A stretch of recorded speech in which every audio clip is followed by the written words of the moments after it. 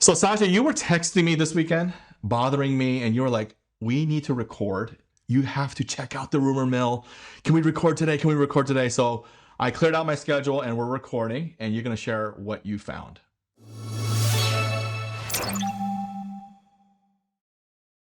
Welcome to the Headline AI podcast, where we unpack the latest AI news through a VC lens.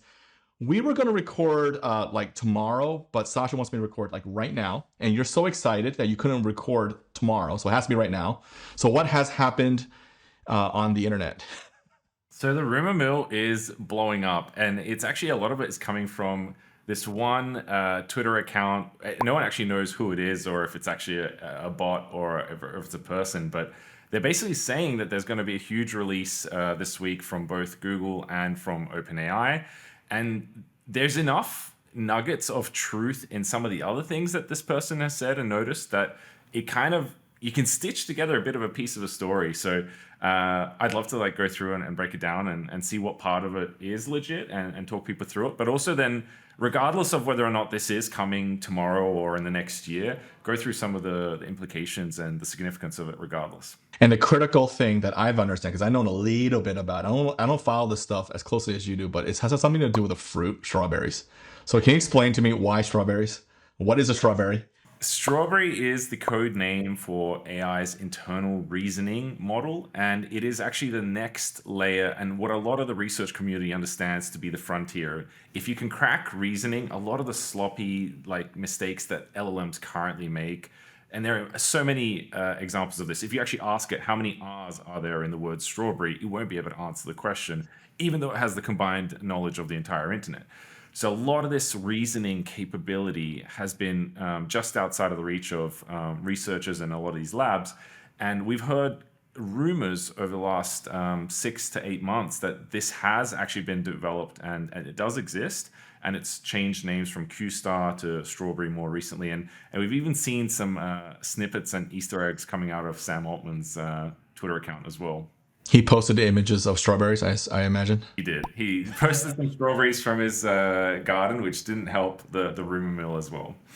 So everyone is aware of this strawberry thing sent me. Okay. So what else? So the real development here started back in November when we actually found out about Q-Star. And this was a lot of the turbulence and drama that unfolded with OpenAI and Sam Altman being ousted. And at that point, we actually learned about Q-Star. And what this really is a number of different mechanics that unlock reasoning for a lot of these LLMs. And reasoning is so important because it allows these models to plan and understand the various actions that it can take and then choose the best action to get the right outcome. And it does that through a couple of different ways, which we don't have to go into in terms of the details. But in November, the news came out. Since then, there's actually been a huge amount of information and speculation around what Q-Star and Strawberry is, but a lot of the research community has actually been following a lot of the developments here through a lot of the research papers. And one of the most notable people that OpenAI that caught my attention that hired was a guy called Noam Brown, and he actually posted recently as well saying, this is back in July, saying, when I joined OpenAI a year ago, I feared ChatGPT's success might shift focus from long-term research to incremental product tweaks. But it quickly became clear that this wasn't the case. OpenAI excels at placing big bets on ambitious research directions driven by strong conviction. So going back to what we spoke about last week in terms of the leaderboards and the current benchmarks, it actually signals that OpenAI doesn't really see the leaderboard potentially even as the main star of the show here. It's actually chasing that next paradigm level shift. And they've actually released their 5 levels of AGI. And really what that speaks to is that they're trying to go to those paradigm level shifts to get these autonomous agents capable of reasoning and doing end-to-end productive work for us. So you're saying that all of these videos and all of this chatter about Hugging Face leaderboards, blah, blah, blah, blah, every week there's a new winner, there's a new king of the hill. You're like, that's just toys.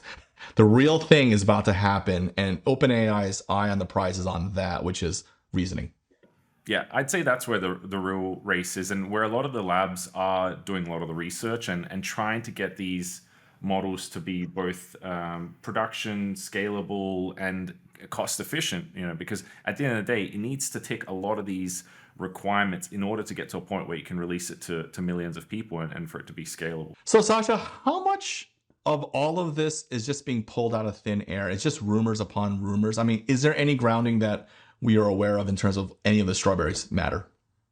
Yeah, so I'd say a lot of the credibility to this story came from a Bloomberg article last month, which actually said that OpenAI is on the cusp of unlocking reasoning. And they actually said OpenAI told employees the startup was on the cusp of reaching second level called reasoners, where the AI can do basic problem solving. And apparently there was, according to the article, a demo given to the employees as well, which is, again, in itself, demos happen all the time in these organizations. Definitely not worth reading too much into it, but more it signals at least that this work is a priority. And when you combine it with what we're talking about in terms of Noam's tweet saying, hey, we're still pushing the frontier and looking for these paradigm leaps, you kind of start to see and form a bit of a picture, hey, that they are really working on something bigger and more tectonic in nature.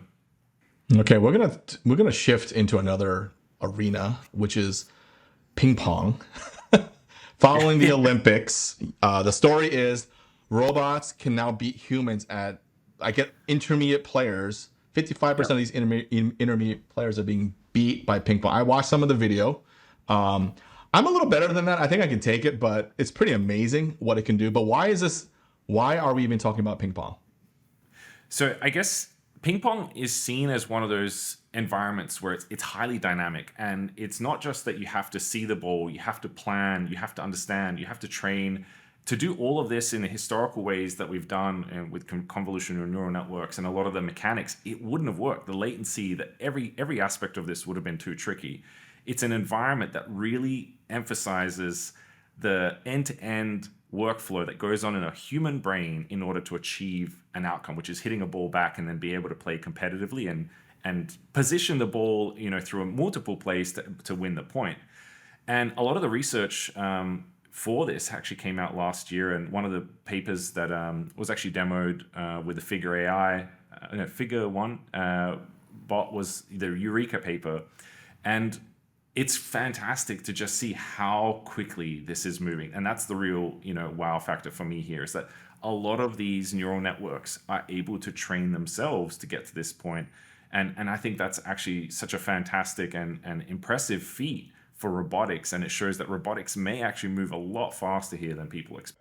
It's interesting because when you bring everything down to the physical, it becomes more tangible for people, and especially like ping pong or Figure 02. Figure 2 came out and it had some video around that. So people are like, oh, it gets real when AI becomes physical in the case of robotics. So very, very interesting. So the story that I want to talk about is the price wars. There have been a number of price drops at OpenAI and at Google. And GPT-4o used to be $5 per million tokens. Now it's $2.50. That's a 50% drop. Gemini 1.5 responds, I don't know, by lowering it to $0.075 per million tokens. It used to be like way expensive. Now 70% lower, almost half of GPT-4o mini. This is their sort of low cost, high speed model. I emailed our engineers right away. I'm like, hey, you were using that. Now we're using this because it's cheaper. And I don't know, next week they're going to price drop again. But why is price dropping such a huge thing right now, other than getting me excited because I get to save money? Yeah, I mean, honestly, this is approaching negligible cost of compute territory. And this is some of the sentiment that actually a lot of the research community was saying, like in terms of when they talk about algorithmic optimization, really the ecosystem was brute forcing to optimize for capability because the cost of knowledge was so high. But you eventually get to the point where it's like, hey, okay, we now have saturated the surface area that we can in terms of capability. Let's try and claw back some algorithmic optimization. And what we've seen is it's something like in the order of 50% reduction in prices every 6 months. And these aren't models that are, super small and somewhere way down the leaderboard. I mean, we're talking, these are top 10 frontier models that are negligible. I mean, 1 million tokens is the equivalent of a book's worth of content and knowledge that you can extract for less than $1. That's absolutely phenomenal. And honestly, I wouldn't be surprised if this trend continues, especially in the context of what we were talking about before in terms of reasoning. So I wouldn't be surprised if frontier models do command a premium, but I do think that the third, fourth, fifth position is extremely, extremely affordable and very accessible. And it opens up whole new applications. Like, for us internally here, we're like, we can't do that because it costs too much. We can't do that because it costs too much. And now 100%. We can't say that anymore. Now it's actually totally possible. So it's pretty amazing in terms of what that opens up for us. Okay.